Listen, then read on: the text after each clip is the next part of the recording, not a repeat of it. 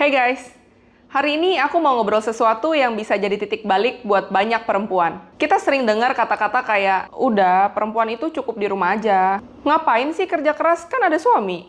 Perempuan nggak usah terlalu ambisius lah, nggak bagus. Tapi, pernah mikir nggak sih gimana kalau suatu hari hidup kita berubah drastis? Gimana kalau kita harus tiba-tiba berdiri sendiri?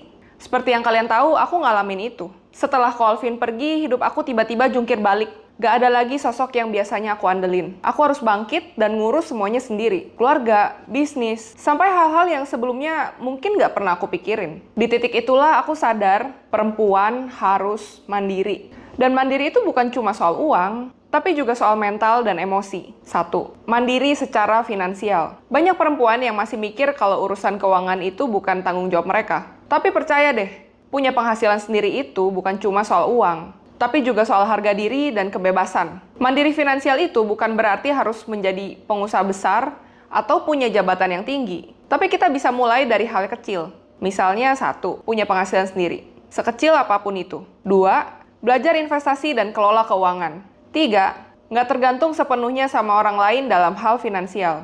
Karena saat kita punya uang sendiri, kita punya pilihan. Dan punya pilihan itu artinya kita punya kendali atas hidup kita sendiri.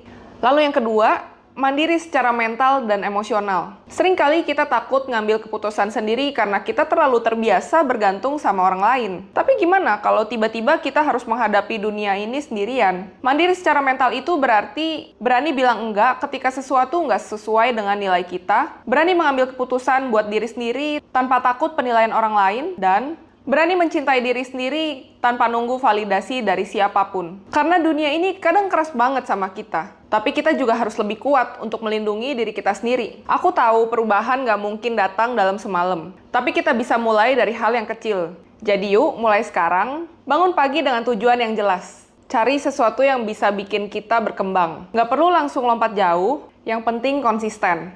Aku ada di sini bukan cuma untuk cerita perjalanan aku, tapi juga buat dengerin cerita kalian. Apa sih tantangan terbesar yang pernah kalian hadapi sebagai perempuan? Dan gimana cara kalian mengatasinya? Yuk share di kolom komentar, kita saling support, saling dorong, biar sama-sama jadi versi terbaik dari diri kita sendiri. Perempuan hebat itu bukan perempuan yang nggak pernah jatuh. Tapi perempuan hebat itu adalah perempuan yang selalu bangkit lagi dan lagi. Dan kamu adalah salah satu dari perempuan hebat itu. Semangat, pasti bisa.